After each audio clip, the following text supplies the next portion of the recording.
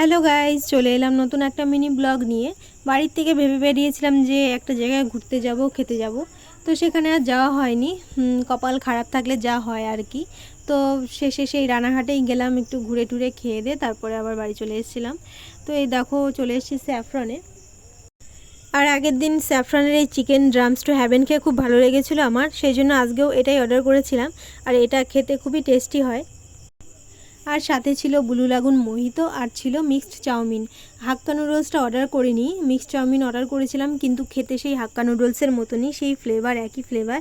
আর আমার এমনি যে নর্মাল চাউমিনটা হয় সেটাই বেশি ভালো লাগে খেতে, এটা অত একটা ভালো লাগে না আমার।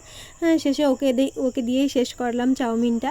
আর আর ও তো স্যাফরন স্পেশাল মাটন বিরিয়ানিটা অর্ডার করেছিল, কিন্তু বিরিয়ানিটা আর খেতে পারিনি চাউমিনটা খেয়ে, কারণ আমি চাউমিন একটুখানি খেয়েছিলাম।